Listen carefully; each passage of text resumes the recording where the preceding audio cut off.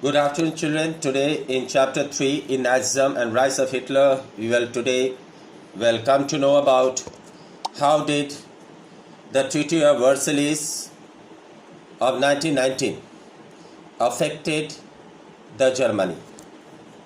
After the end of the First World War in 1918, as you know that this started from 1914 to 1918,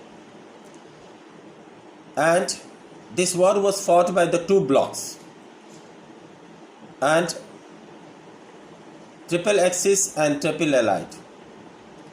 One side it was Germany, Austria, Hungary. Another side it was the country like France, Britain and Russia. Because in the starting United States of America did not have joined. It was only after 1917 when inside the Russia the struggle movement of independence started by the Bolshevik government, and the formation of a new government in 1917 in Russia had backed from the First World War.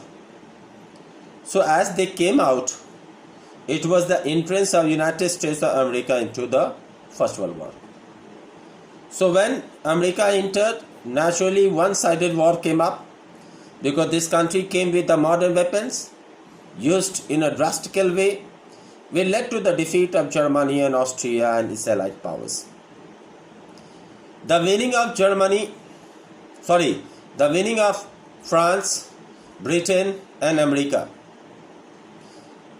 came into an agreement to put a harsh punishment to Germany.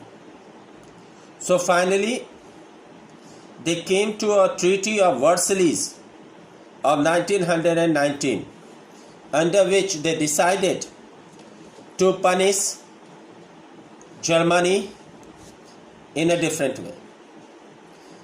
It took over the overseas states which was won by Germany.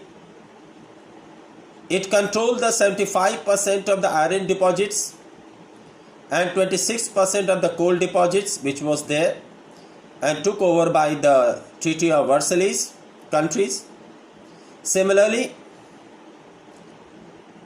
in the areas like the Rhineland areas, which was a fertile agriculture areas of 30%, was also taken away and given back to the most of the country like Poland, Denmark, Lithuania, France, etc. They did not stop in this.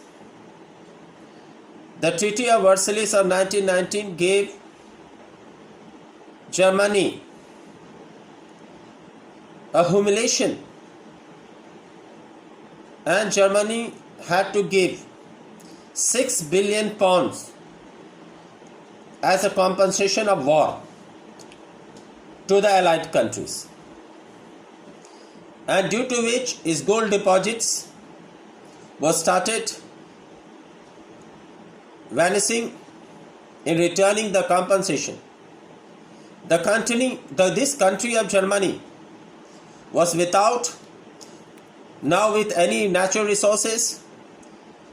Neither they had coal deposit, neither iron deposit. As I mentioned you, it went into the hands of the France, Poland, Lithuania and many other countries. The country, except of leftover population and the land, they had nothing now. Day by day, the growth of population and the demand of food and employment was the main point of the people of Germany. After the war, the new government which came, which was known as the Weimar Republic, was unable to look after the problems of the German people. Every day the people got up with this hope that the government will come with some specific object and they will find some solution for them. Year by year it was passing. but the problem was unable to solve. And as there was no options, so every year, after 5 years, they were choosing the Weimar Republic with this hope that this government will solve the problem.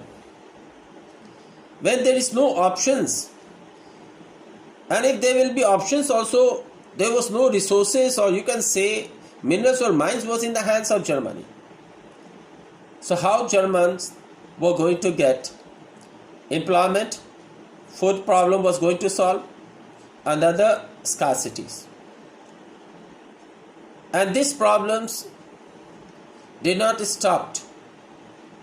It was growing day by day. There was no other country was going to look upon Germany, because, my dear students, that time all the country had suffered the drawbacks of war. Directly or indirectly, they all had indulged themselves in this war.